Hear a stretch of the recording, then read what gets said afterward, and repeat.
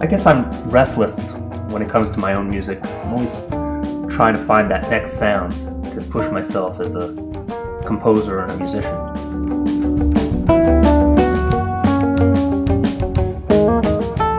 My goal for this new album was to see how many textures I could orchestrate into a set of tunes. I tend to think pretty visually when I'm writing, so there are a lot of film references in these new compositions, in the melodies and the harmonies and timbres, but also in the tune titles.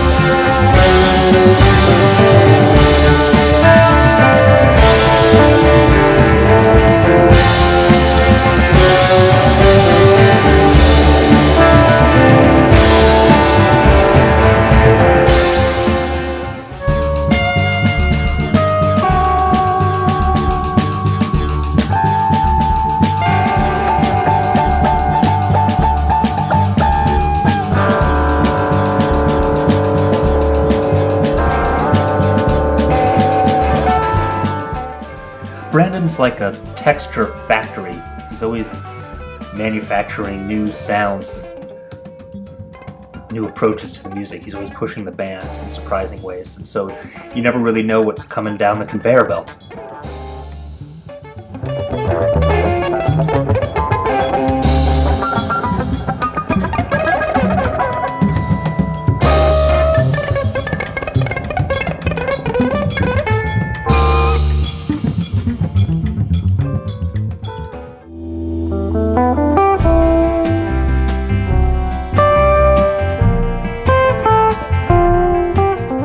I've known Steve for quite a few years. Actually, this is the 5th album of mine that he's been featured on.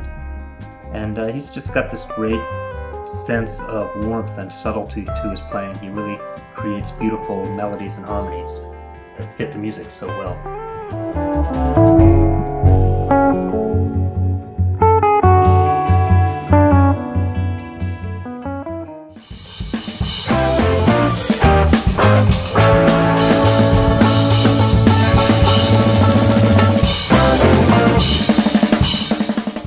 Allison has a kind of bravado to her playing, a really great sense of joy that's just infectious. You know, there's something special about the relationship between bassists and drummers. And when I find a drummer who reacts so beautifully and seamlessly to whatever musical cues I throw out there, and she throws some ideas back, and she seems to anticipate what I would have done if I were the drummer, then I know we've got a strong musical connection going.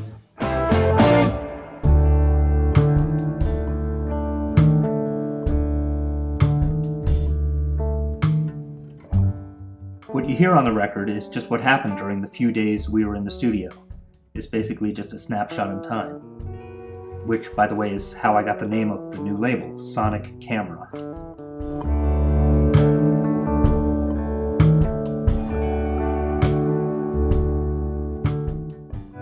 We did 2 sessions at a studio in Brooklyn called The Bunker.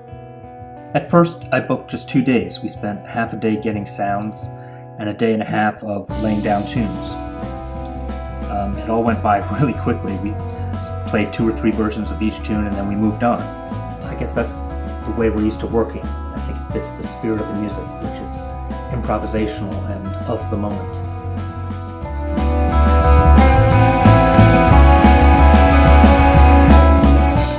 This is the first album of mine that I've mixed totally myself. I did it all in my home studio and then brought it into Masterdisk to do the mastering.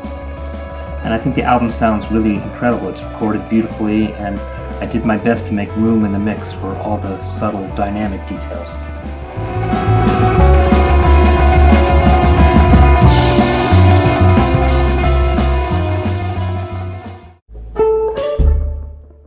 We love playing live. I mean, really, that's what it's all about.